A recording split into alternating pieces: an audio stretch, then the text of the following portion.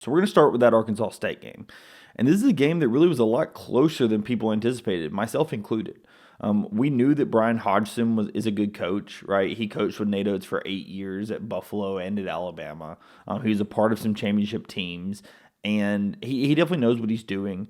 And it was clear that Hodgson is an elite recruiter, right? He had some guys that, in my opinion, are a little bit punching above his weight class for the school that Arkansas State is, right? You have two transfers from Arkansas in Pinion and Ford, which we talked about. And then the big one was Kobe Julian, right? You had the transfer from Louisiana. There was an all-conference player. The all-conference player at Louisiana transfers over interconference into Arkansas State. And Julian really was one of the keys in this game for Arkansas State. He has 20 points. Used 10 of 12 for the line. Had 6 rebounds. He was really a do-it-all player for Arkansas State in this game. But in my opinion, the telltale sign of this game was, and the difference in Alabama this game versus Alabama in years past, is if this was Alabama last season, I think Alabama loses this game kind of going away. Arkansas State played really, really hard, but the thing that kept Alabama in this game was their defense because their shooting was just not there. There's no other way to say it. Alabama's free throw shooting was abysmal. It was 63% for the game, 28 of 44. You definitely want to see that better. Nate talked about, you had some of your better shooters at the line, having Mark Sears at the line 16 times. He goes 11 of 16. Philon's at the line. He goes 5 of 9, right? You have a couple of guys that definitely you expect to shoot better than that. And just when it all adds up, it ends up to be a really, really bad night shooting the ball from the line. And then from the three-point line, you were awful, right? 6 of 31 for 19%. And you really expect Alabama to be much better than this. Mark Sears goes 0 for 5, a few of those open looks. You really don't expect Mark to go 0 for 5 from open threes really ever. Same with Latrell Wrightsell, right? He goes 1 for 9. And Aiden Sherrill goes 0 for 3, right? Aiden Sherrill, that one doesn't shock me quite as much.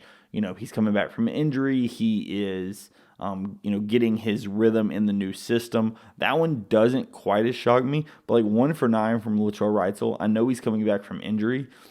But as good a shooter as Latrell is, you just don't expect him to go 1 for 9 from 3 really ever, right? From 3, really the only guys that shot the ball okay to well were Aiden Holloway goes 50%. Darion Reed goes 50%. And Mo D hits another 3. Right? So Mo D currently leads the team in three-point percentage at 100%. He's 1 for 1 in back-to-back games. And actually, if you go back to the scrimmage, which obviously isn't going to count for his season percentage, but he was 1 for 1 in that as well, right, in that Memphis scrimmage. So it's just really, really good to see that. I will say that Alabama's depth really showed in this game. Alabama had 3 guys that end up with 4 fouls in Jaron Stevenson, Cliff Amore, and Aiden Holloway. Aiden Holloway and Stevenson both did it in very short minutes. You don't love to see that. I don't think it's something that we're going to expect to continue on. I think part of that had to do with the officials seemed to be a little ticky-tack. I'm really surprised that neither team had a guy foul out in this game. Arkansas State ended up having 4 guys with 4 fouls, right? This was a game that had quite a lot of fouls, 28 for Arkansas State, 24 for Alabama. So it did really feel like that standpoint. But Arkansas State definitely, to their credit, played really, really hard in this game. Even though Alabama did not shoot well, Arkansas State made sure to, force Alabama to defend them the whole shot clock. Also, Alabama, they got more fast break points than Alabama, right? It was 13-12, but they did well in transition, which we expect out of a former Nate Oates assistant, right? This doesn't really shock anyone. The other thing that really surprised me in this game is they held their own in points in the paint. Alabama had 42 and Arkansas State had 36. I really expected this to be a place where Alabama would have a lot of success, similar to that first game of the year, because Alabama has such big bodies. Now, part of that may have to do with the fouls that were being called. Part of that may have to do with the way that certain players were going to the rim, where it felt at moments it really felt like they knew they were going to get a foul called, so maybe they weren't going quite as aggressively to the rim. And then if the foul wasn't called, it's just a bad shot, which Nate, often will talk about. Like you can't go up expecting to get fouled. You have to go up, planning to make the shot, and if you get fouled, you get fouled. So that's really the big ones. The place where Alabama had a lot of success in this game was really in two spots. That's the spots that they, or I expect Alabama to be very good this season, and they were in this one.